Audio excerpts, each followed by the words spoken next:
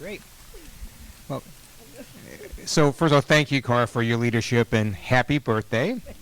And thank you to Brian and Susan for opening up their beautiful home. Thank you all for being here. Everything is fine. I'm going to take some questions. No. Things are not fine. In fact, things are batshit crazy. And so I'm going to talk about what House Democrats are doing. I'm going to talk about this recent Republican funding CR vote. And then I'm going to talk about a little bit of what gives me hope. So Leader Jeffries has set out an initial 10-point plan to fight back. It's focused on 3 themes: litigation, mobilization, and legislation. So in terms of litigation, over 100 lawsuits have been filed, and in a number of those cases, we are winning. And judges appointed by Reagan, by Bush, by Trump himself are stopping a number of these executive orders, and others are in litigation.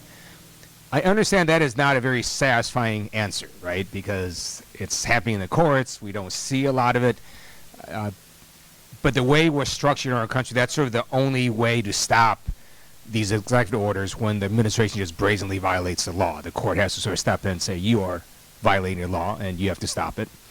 And the Trump administration, for the most part, has been following those court orders. They're doing what other litigants do, which is they'll try to look for loopholes or try to narrow it. I'll give you an example where the judge had ordered that they can't do this funding freeze, that the executive order that basically froze this funding was illegal.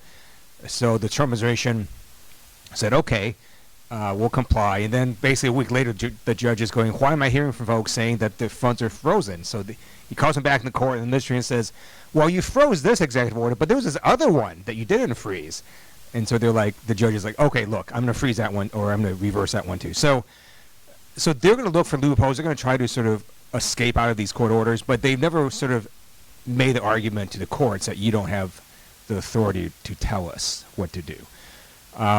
The Supreme Court had a recent decision a couple weeks ago, ruled in basically, I shouldn't say Democrats' favor, I should say in the favor of folks who think the administration is violating orders, and the Supreme Court ruled against the administration. So that was a good sign. You may have seen MAGA folks now going after Amy Coney Barrett for her vote on that decision. Second thing we're doing is mobilization. So you've seen, first of all, Democrats are doing town halls, and we're doing lots of activity with constituents, and Republicans are running away from the constituents. The NRCC, which is basically the campaign arm of the Republican House members, their head basically said to his own members, do not do town halls. Now, you may remember that's exactly what they did in 2017, 2018, and then we flipped the House. So you have Republicans now running away from their own voters.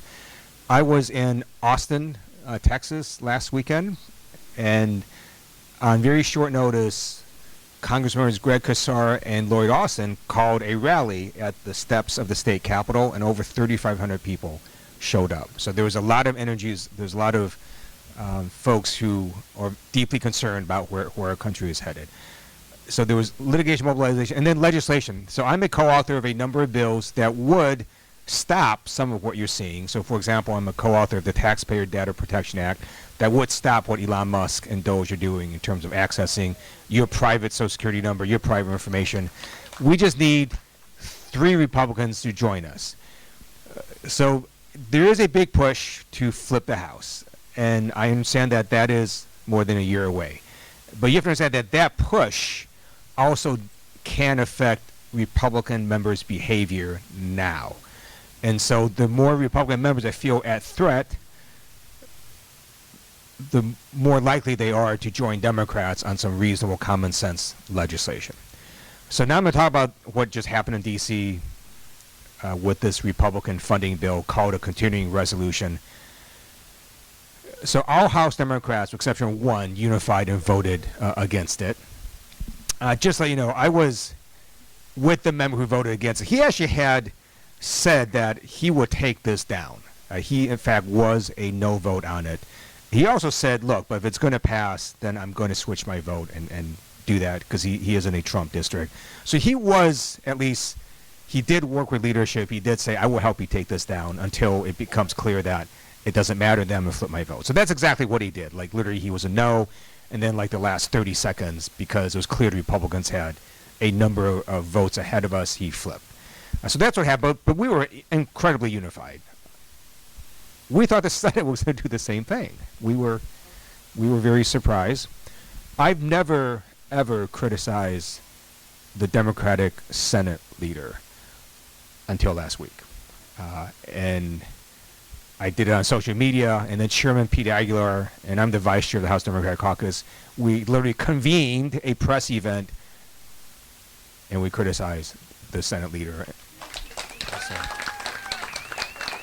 And at that time, they were hours away from the vote, so we were still trying to stop that vote from happening. I can't explain why Senator Schumer did what he did.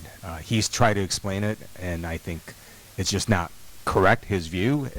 You may have seen one of his posts was that he said that Trump and Republicans would want nothing more than a government shutdown. And I pointed out that, well, no, because what did Trump do? He literally lobbied for this bill. He sent J.D. Vance to lobby Republicans to vote for this bill. He publicly criticized a Republican member, Tom Massey, for voting against this bill. And then when, by the way, note to self, never have Donald Trump praise you. So when Donald Trump then praised Senator Schumer for getting this bill passed, you know that Senator Schumer is on the wrong side of history. Now, there will be other leverage points where I think it will be more difficult for Republicans to get the votes. One of those is the debt limit. So the debt limit is going to, it's sort of a floating sort of date because they can take certain actions to make sure we still have the money to pay our debts. But at some point in maybe June or July, there's going to be a day where there's no more money to pay the debt. So we've got to raise the debt limit. It is really hard for a number of Republican members to vote for that. And I don't know, even if Trump tells them to vote for it, whether they will, because a number of them simply, that's one of their core beliefs. They're just never going to raise the debt limit. If that holds, then in the House, we could potentially stop it. So we don't have to rely on the Senate anymore. So we'll see. Now, I'm going to end with what gives me some hope, and then I'll answer any questions you may have. At the beginning of a president's term, the president is the most popular, historically. So after inauguration, Donald Trump was at +6 approval. Reuters has been doing a weekly tracking poll. Their most recent poll had him at -7 disapproval. So in a month, he flipped 13 points from positive to negative.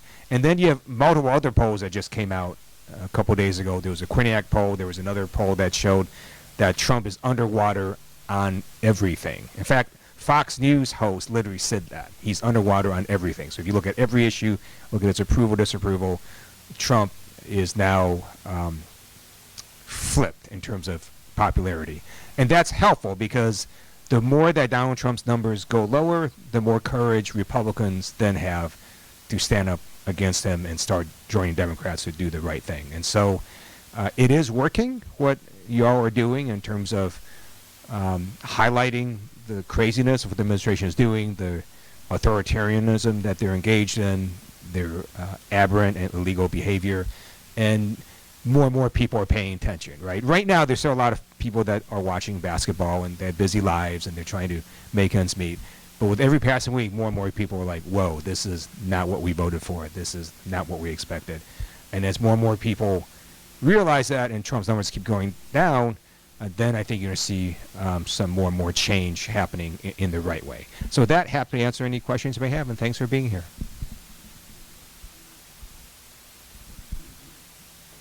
Okay. Cara's going to give you a microphone, so go ahead. Hang on, Jane. Jay.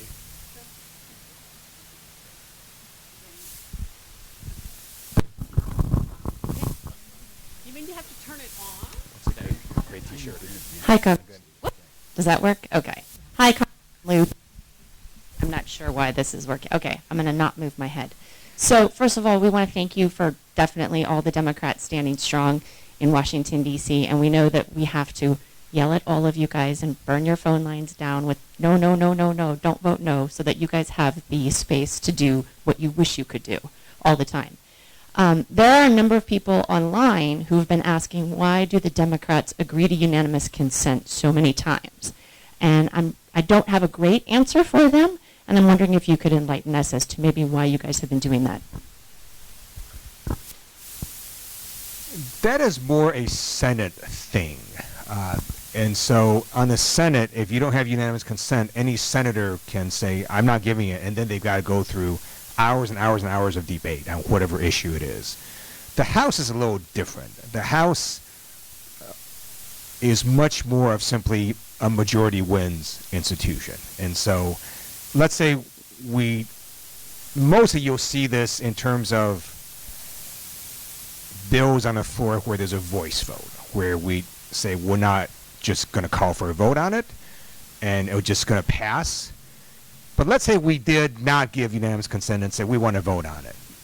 What happened is, okay, they'll schedule a vote on it, and we vote electronically, and 5 minutes later there's a result. So even if we sort of didn't give consent, they'll just solve it literally the same day, and it just doesn't really stop things very much.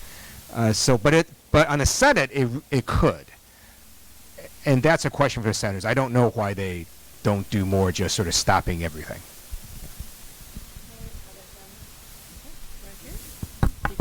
Hi, two questions.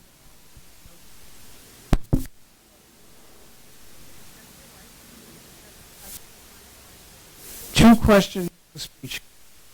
Could you tell us that Senator Schumer? I'll repeat the question. That filibustering the CR would have helped the Trump and Musk to close down the government by selecting no one to be essential more quickly, and two, based upon the forefathers' teachings that united we stand and divided we fall, how can we as Democrats stop firing on each other so that we can focus on the enemy, not on ourselves?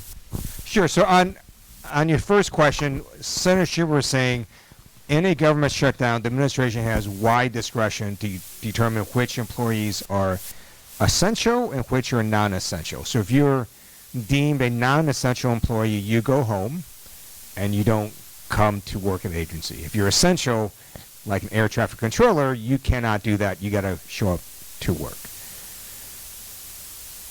Now, I mean, that is what happens in a government shutdown, right? A lot of agencies close down and essential people stay at work. I don't really get his argument as to why that was such a big deal, because in every government shutdown, there's determination of who's essential, who's not essential. And let's say Trump deems more people not essential. Well, fine. I mean, we're in a government shutdown. That's sort of what it means. But at some point, the government's going to reopen, and all those folks come back to work.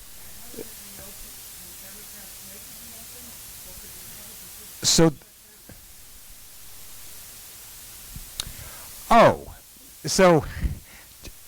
why do you think Trump wanted this bill? Because he doesn't want a government shutdown, right? And the two polls that came out before the Senate vote showed that the majority of people were blaming Trump if there was a government shutdown. So the president, basically no president wants a government shutdown, including Donald Trump. And that's why he lobbied so hard for this bill to be passed. So what would have happened is, let's say the government shutdown kept on going, either the Republicans would have relented and said, okay, we'll give you these three changes, and then Democrats would have voted for it, or Democrats would have relented and said, you know what, we'll vote for this bill. That's the way the government shutdown would have ended, and then the employees would have come back to work. Just because you're deemed non-essential doesn't mean you don't come back to work once the government reopens. On your second question,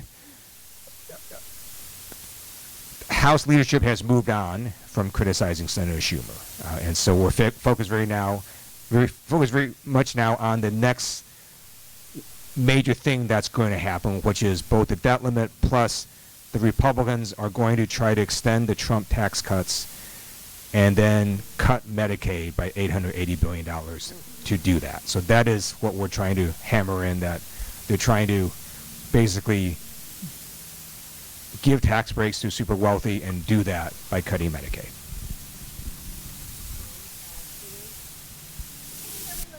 Yeah, I'll repeat your question. Well, first, Howard had us do a little birthday wish, and we had to become the grateful. So I am so grateful that you're my representative.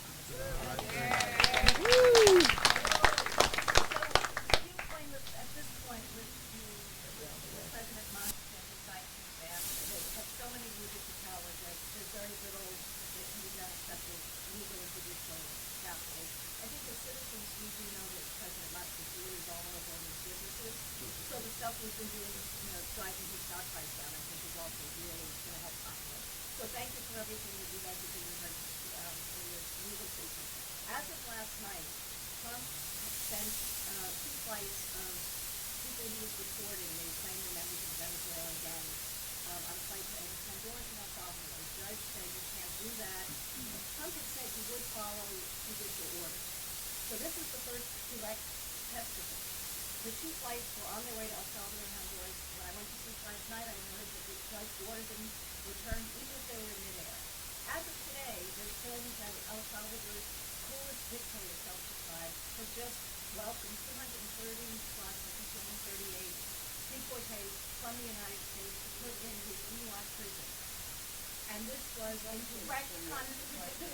directly contradicting the judge's order. This is the showdown. What happens now?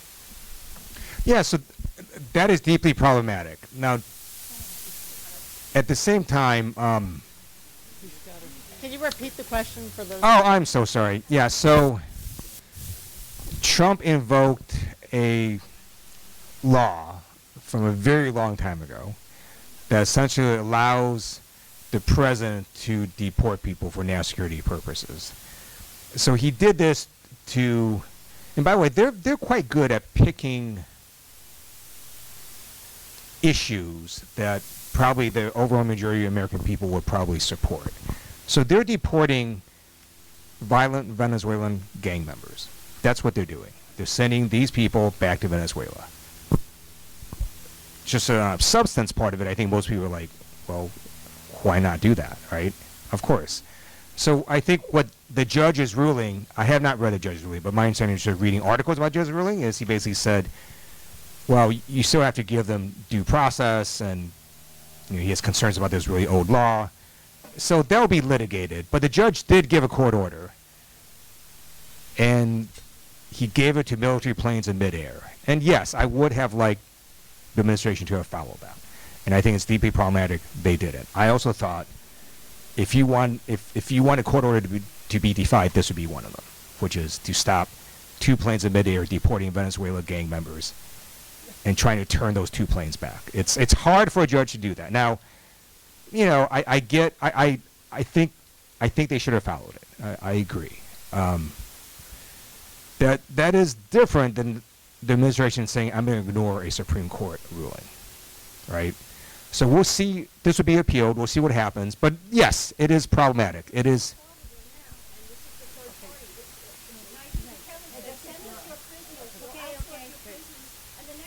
Okay. Right. Yeah. So my analogy is deeply problematic. I'm just saying, if you're a federal judge and you want to get defied, the way to do it is to try to stop a military plane in midair. That's the way you get defied. And this judge decided to do that, which is, that judge is right. This would be appealed. Now, my hope is it doesn't keep on going. So we'll see what happens. But eventually, right, in a normal process of things, this is what would happen. The judge's order will get appealed to the appellate court, then it gets appealed to the Supreme Court. Supreme Court will do a ruling. Now, at that point, if the administration says, I'm just going to ignore the Supreme Court ruling, then I just think we, do protests and rallies and marches. I'm not exactly sure. At that point, I think you would hit a constitutional crisis. I think this is deeply problematic. I'm just not sure I would call it a full-blown constitutional crisis when a judge tries to order two military planes in midair deporting Venezuelan violent gang members and them not turning back. I'm not sure I would call that a constitutional crisis. By the way, the response from administration is they got it too late, right? That is their response. Their response was not, you don't have the authority to tell us to do this. So, yeah. I'm from New York, it's okay. I'll repeat it. Yeah. First of all, very quickly, one of my daughters works in Aurora. It's not overrun by gangs anyway. So that's close to what I really want to happen. I love when I see you on television, Caldwell, Jack Crockett, awesome. Where are the other members with balls and ovaries to call people out when they're doing things, including the Senate Democrats, because we don't feel represented very well right now. So I can't really speak to the Senate. We have amazing House members that are, I think, meeting the moment, and you do see them make statements and so on. Yeah, I don't know why you don't see more senators doing that. Chris Murphy was pretty good today. I don't know why there's not more like that. I agree with you. Yeah. So. Yep.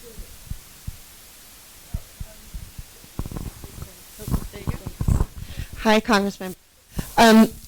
There are 2 HUD contracts that have been canceled in the last week and a half, one for LISC and one for Enterprise.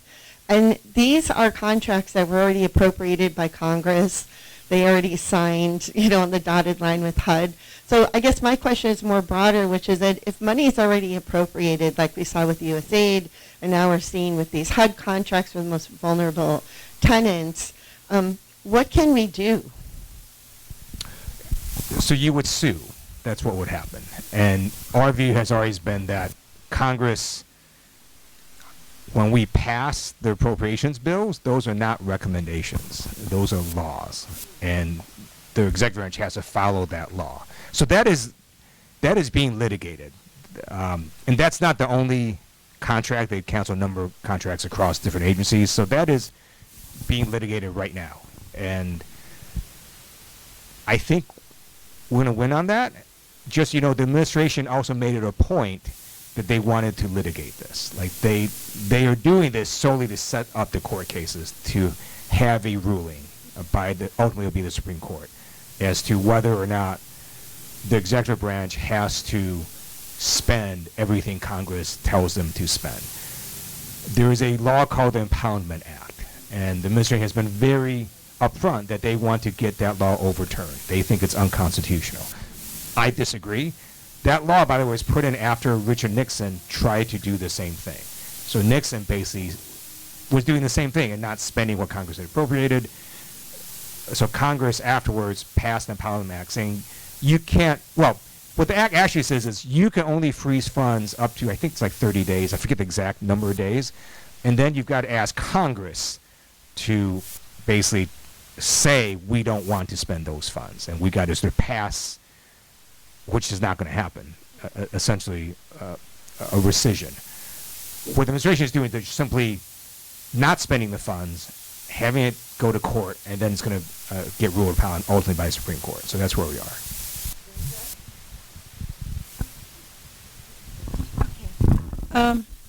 All right, I don't want to get in the weeds, but what I'm interested in is how this happened and the ferocity and the swiftness which this has happened. It's not just Trump. Obviously, there are people involved. And my concern is now the Democrats are just playing catch-up or deer caught in the headlights kind of. Legislation is great, but if the courts start caving, then we're in big trouble. So for the Democrats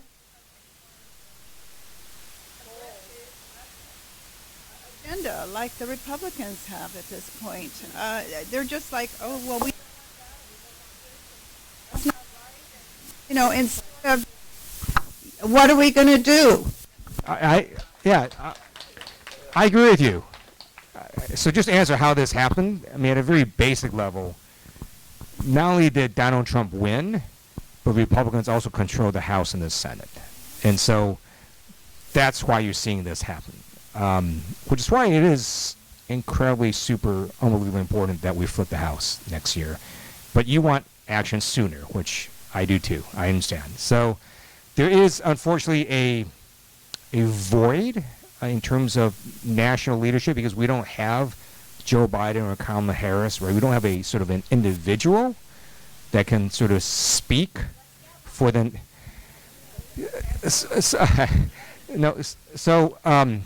What we have is we have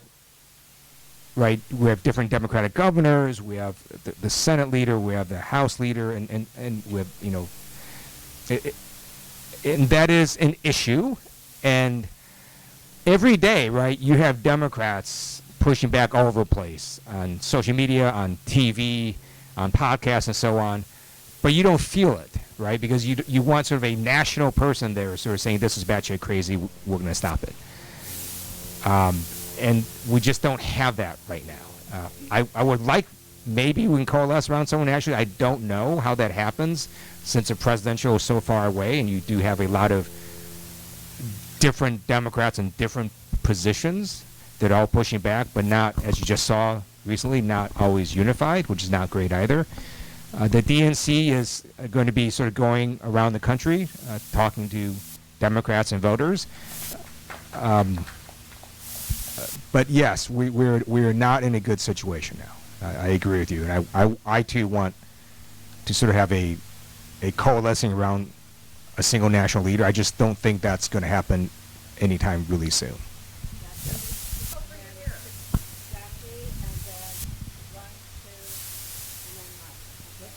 I'm just going to skip the microphone. Hey, Ted, I'm Jackie with the Municipal Westside LA. Thank you so much for your leadership on the CR. Thank you to Nico and the rest of your staff for answering your phones to hear from constituents, to emptying your voicemail box so we can speak to you. I want you to know that many of our members were really inspired by leadership we saw in South Korea. The parliament there physically staving off a coup in their own workplace. I'm wondering if our members would do something like, when you hear that Big Balls and his Doge buddies are showing up to the Department of Education today or wherever, let's go to those buildings, let's stand in front of the doors and support your fellow federal employees who don't have the privilege of being elected and don't have the kind of protections that you guys do. I would love to see our members go to bat in a really public way outside of casting votes because we have no power there. Are actions like that something you guys would consider as a group doing? I think most of us would support you in any way we can. So the answer is yes, and some of that has happened. You may not have seen it. So a number of members were in fact in front of the Treasury Department, for example. Right. I think if the administration were to violate a Supreme Court ruling and just say you can't do this, well, there may be other lines before that, right? But to me, that would definitely be one. There could be other red lines as well. And so, yes, no, I agree with you. I think Abraham Lincoln had it right when he said public sentiment is everything. With it, nothing can fail. Without it, nothing can succeed. So I want you all to understand your power to help shape public sentiment, right? So social media posts are free. You post something interesting, maybe you'll affect a voter in Ohio or in Michigan or in Florida. Think about writing letters to the editor. It's true that many people write letters to the editor. It's also true many of them come from the same people. When you start writing in, you'll eventually get published and you can start changing hearts and minds. Making phone calls is important. It's helpful for me to know that a whole bunch of people called on this particular issue. It's helpful for the White House to know, so you can call the White House as well. You can call, my view as a speaker represents all of America. You can call the Speaker's office. Think about showing up.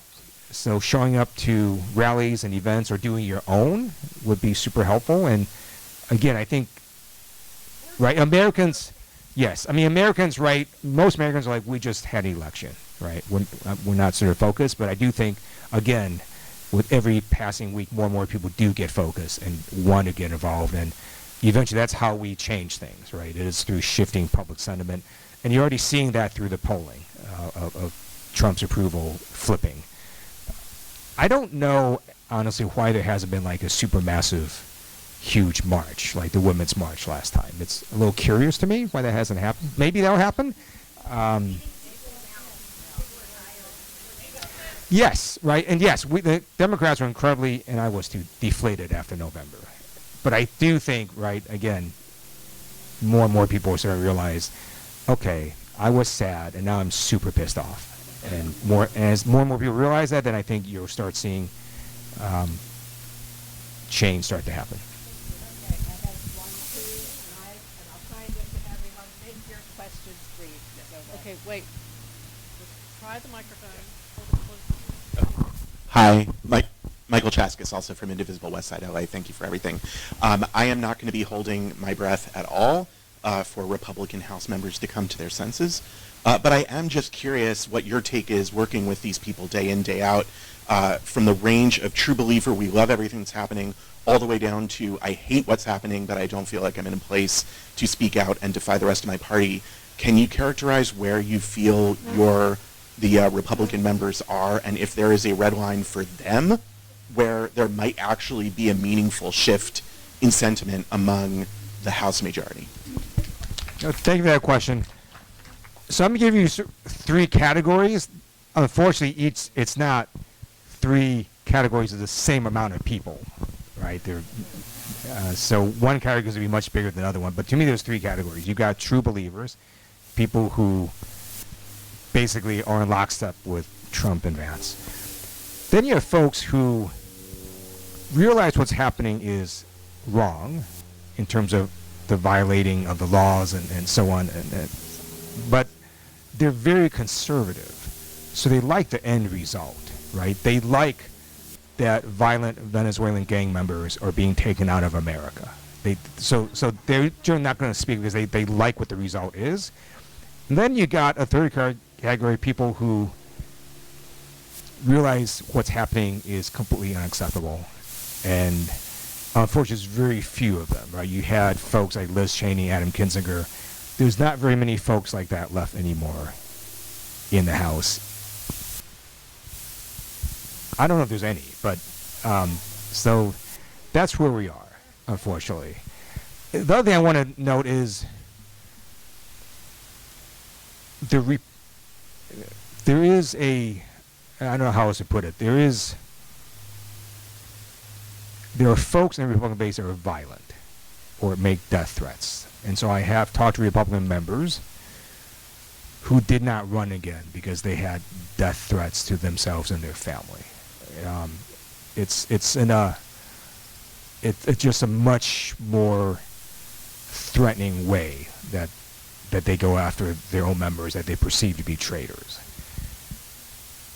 And unfortunately, it's taken a bunch of members that normally would have shown courage, but they're no longer in Congress to do so. So there was a former member, by the way. He basically, this was in Illinois, he had his district office and he made, everything bulletproof. Like, what would cause someone to do that, right? It's like, whoa. So some of them operate out of fear of their own physical safety. It is horrible for democracy. So you have that going on too. Cara, you had Mike next. Cara. No, you had him first.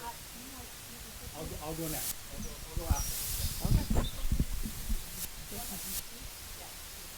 Hi. Hi. So I am a social media influencer, and I have a lot of followers who don't feel like they know what's going on because they don't see it, because it doesn't go viral. So like someone like Sydney Kamlager-Dove, who posts incredible things, gets no attention, whereas someone like Jasmine Crockett does. So they think that the only person doing the work is Jasmine Crockett. Is there anything that the House is trying to do or could be doing to put more attention on the other people doing the amazing work? I know that the House Blue Sky page doesn't exist. I know that most people don't even know, or it exists, but no one there are no posts. I know that the YouTube channel their incredible press conferences, but they don't really get past YouTube. Is there any digital team or something that is working on a stronger messaging for social media and online? So, thank you for that question. What do you typically talk about on social media? Are you focused on politics or you focus on something politics? Okay. I have two series, 3 Wins a Day, which is 3 political wins a day, Right. and Daily Guests doing the work. Which Great. is people like you doing Yeah. the work, No. people like Right. Sydney Kamagadov, No. and people like all of Yeah, those. thank you. By the way, so Cindy Kamagadov is awesome. I want to let you know she does this really cool social media post called "Is This Shit Legal?" And so she goes and picks some topic and talks about it, and so you all should watch that. So I'll answer that in a couple different ways. There was a very interesting survey that came out after November that showed Kamala Harris won by about 15 points, people who paid attention to the news. Unfortunately, she lost by more than that, people who did not pay attention to the news. And it's very clear the entire landscape has shifted in terms of how people get their information, and this has a huge effect in politics. So what we now have done, and at least the House Democratic side, is we have been much more aggressive about appearing on podcasts and with social media influencers for their, I don't even like to describe it, it was such a horrible night, for Trump's joint address to Congress. We actually brought in 30-some social media influencers, both before and after, and we had members of Congress and these influencers in the same room, and we did a whole bunch of interviews, and it ended up that altogether there was like 54 million views from all the different influencers and so on, which was more than sort of the cable broadcast. So we are learning, and we're trying to be much more aggressive about appearing in places other than TV, because a lot of folks now get their information from places other than TV. The second way I'll answer that is, so I was in Judiciary Committee hearing. It was a totally stupid hearing, and they were basically trying to say they want to, it was about the wildfires, and they want to put conditions on aid, this or that. So I brought up, I said, I just want to tell you what happened recently at that time. I said, Donald Trump has it in mind that there's this big spigot of water in Northern California, and if only Southern California had water, that would have stopped the fires. And I said, first of all, reservoirs were at near record levels when the fire started. There was one in Pacific Palisades that was offline. I think, by the way, that was deeply problematic. I think there's an ongoing investigation of that, but that was for repairs. It wasn't because there wasn't water. And yet the president ordered, after the fires had already happened, ordered 2 billion gallons of water to be released by the Army Corps of Engineers from these dams in Northern California. And it was such an unprecedented action that the local water districts had to say, stop the flow of this water because it's going to start flooding farmland. And that water was then basically diverted to a lake, and it's going to evaporate, not even going to reach Southern California. This water was for farmers who needed it, will need it in the summer, and they don't need it now because they have plenty of water right now. And I said, the president did all of this, for basically a press point, right? A photo op. Now I sit in a much more angry manner in the committee hearing, and we did a clip of it, and my very classy and polished office account puts that. It was very nice. And a respectable number of, I don't know, maybe 20,000 views. And then later in the afternoon, we started getting these calls about what I was saying, and so I go on social media, and my exact same clip got 7.3 million views because an influencer picked it up and just basically posted it. So then I've now told my staff, I said, okay, instead of us posting my clips, you just look at other people that have posted and retweet them. So we're learning, right? We're learning to try to understand this landscape, and oftentimes it just turns out it's that if someone else picks up my clip, it's much more widely seen than if we put it on a really nice, classy, polished social media account. So there's that. So we're trying to learn. If you have ideas, let us know. Yeah. By the way, if you want to quote tweet my stuff, I'll retweet you, and then it'll be like a symbiotic thing. But yes, okay. Mike, and then Judy, Corey,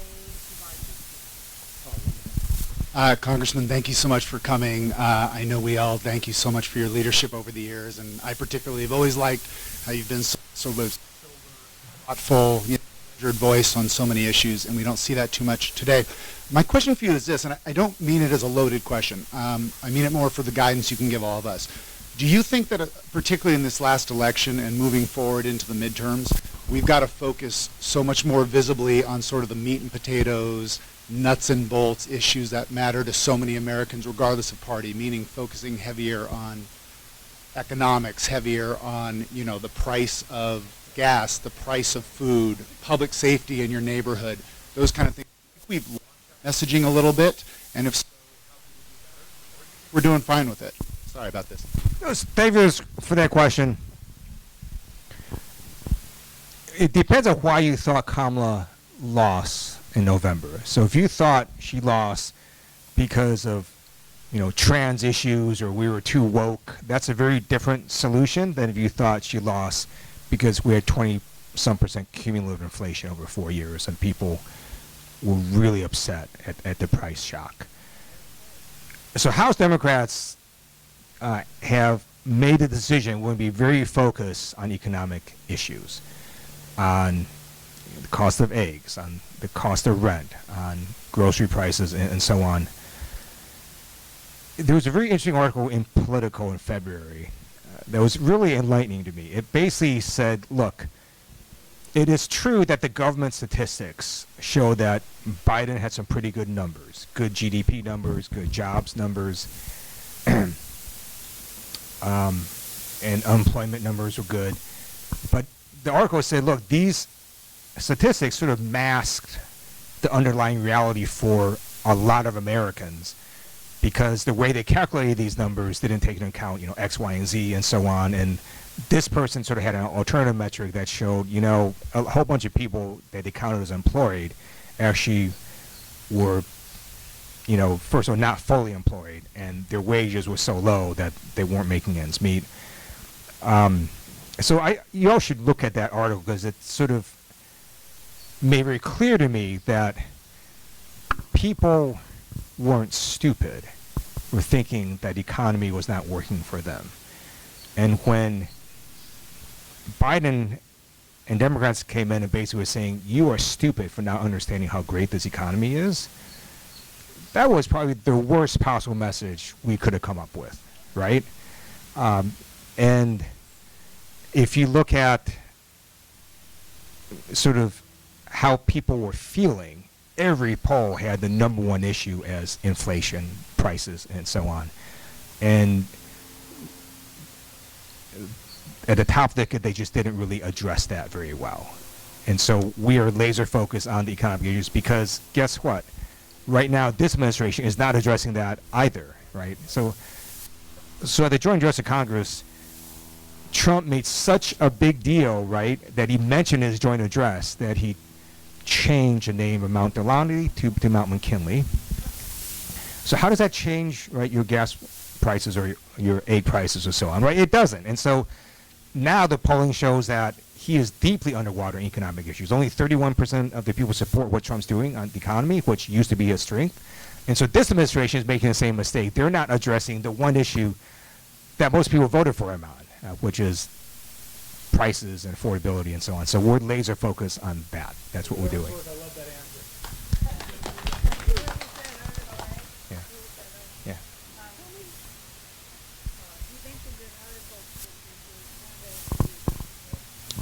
Yeah. So give me 10 seconds, I will find it. So. Oh, I'm not. Oh, I thought, yeah. I thought I was next.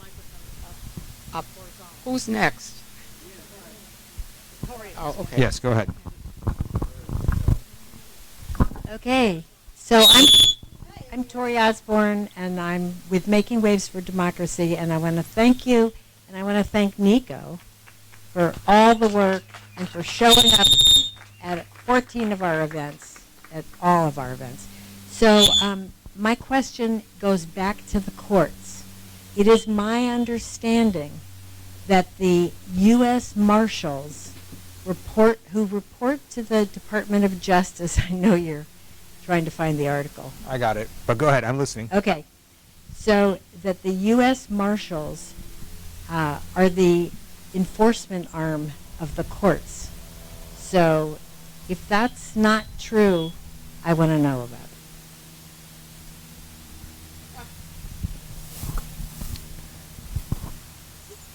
I don't know what they can and can't do to enforce a court order. It is not clear to me.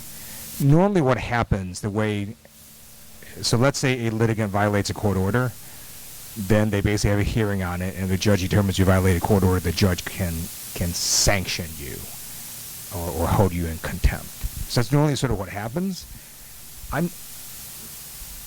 I don't know if the courts can sort of direct U.S. Marshals to, for example, go arrest a Deputy Secretary of State. And I don't know if they can do that. Maybe they can. I will look into that and get back to you. I just don't honestly know that answer. Yeah.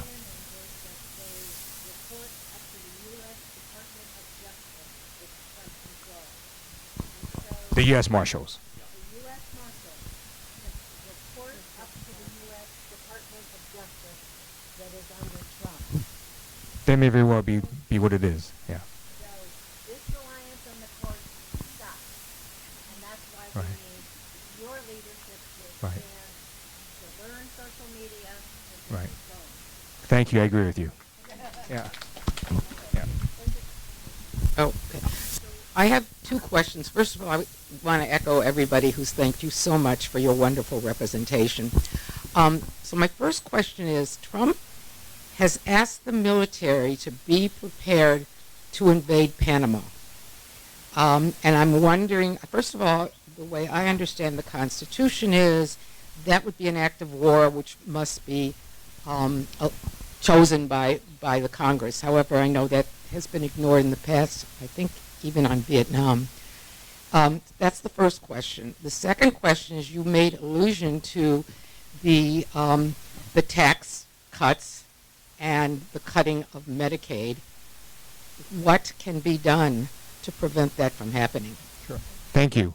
I'm going to give you this article first. It was called "Voters Were Right About the Economy. The Data Was Wrong," and it was Political, February 11th. You should all read that. It was very illuminating to me to see that. By the way, just another point on that.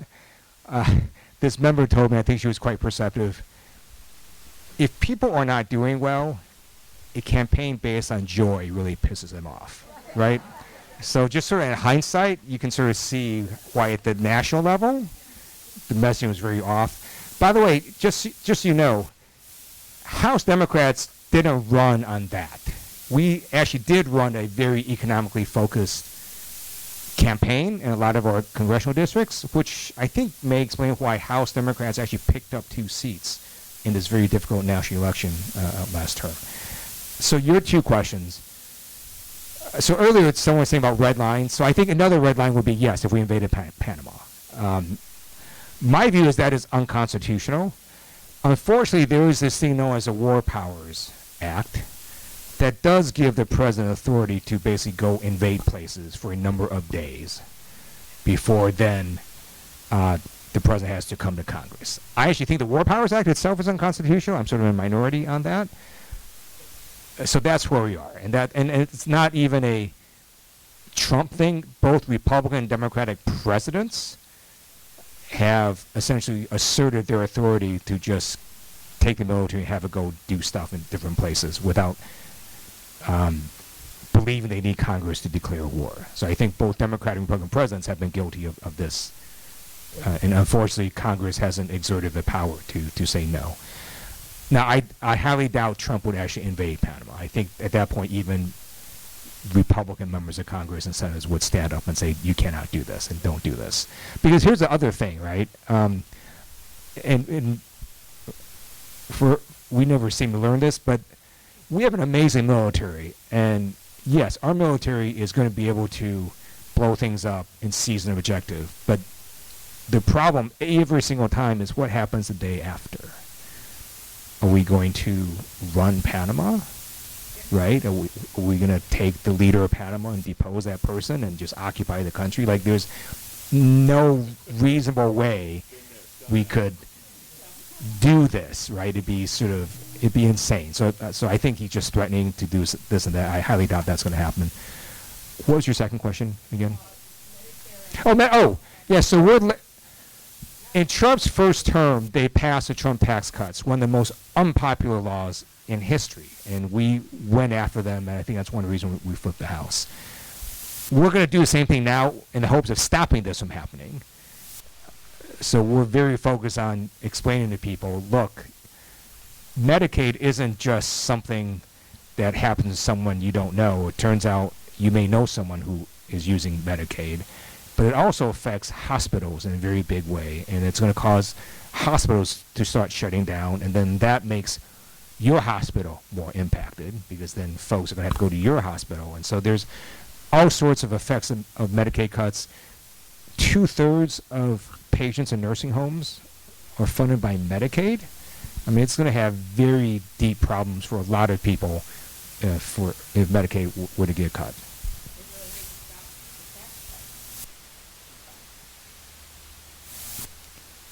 There's no way to stop some form of tax cuts, because that is the one thing that unifies Republicans, but I think we may be able to stop how much they are and what is the source that they're using to ostensibly pay for those tax cuts. Martha, and then that gentleman, So, Ted, so happy you are my representative. And as you know, Congressmember Raul Grijalva passed away this week of his cancer treatments, and he was really one of our biggest public lands advocates and protectors. And you know that's my voice, is public lands. So while I am very concerned about our democracy, the economy, and Medicare, and Medicaid, and Social Security, all these things that affect me personally, I'm very, very concerned about our public lands. And I believe that my voice represents millions of people who care about their national parks, wildlife refuges, and all. So who, now that Congressmember Grijalva is not with us, who in Congress is going to be protecting our national public lands? So Raul Grijalva was an amazing member of Congress. He was a champion for the environment. He was a friend of mine, and it was deeply sad when he passed away. As you may know, Congressman Jared Huffman is the ranking member of the Natural Resources Committee. Jared is an amazing environmentalist as well, and deeply concerned about public land. So I think the committee itself is still in good hands. I don't know who's running to replace Raul Grijalva in his district. It's a little early. But yes, he was a great champion.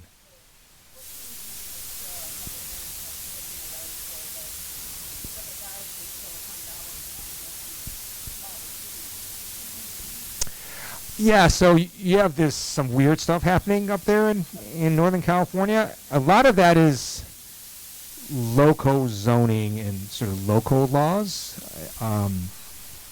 So the federal government tends to be less involved in that, but I would lobby your state legislators and the local officials in those areas. That's what I would do. Yeah. Well, this sort of dovetails with the last question about public lands, and sort of switching gear to more local issues. Burned out properties are already for sale in the fire zones. And I guess, would you support the government buying some of these properties to convert to parkland, especially buying land along PCH to increase public access to the beach and the ocean? Are federal or state monies available for that type of thing? Thank you. So yes, I would support that. I can tell you under a Republican House, there is zero federal money that would go for that. Doesn't mean the state couldn't do it. It doesn't mean if we flip the house, we couldn't look at doing that. So yes, I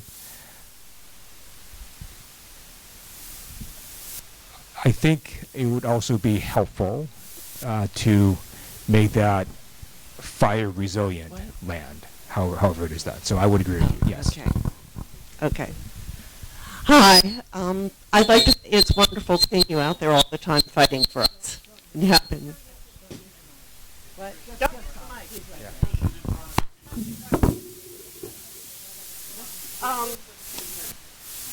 As I said, it's great to have you out there speaking for us. It feels really good. I'm glad you repeated that twice, so thank you. Yeah, but I'm sorry, go ahead.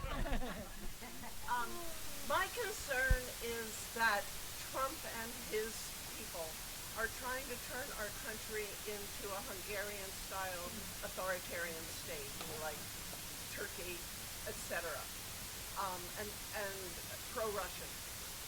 So I think it's really a very good thing that the Democratic Party now is talking about inflation and the day-to-day issues that should have always been talked about.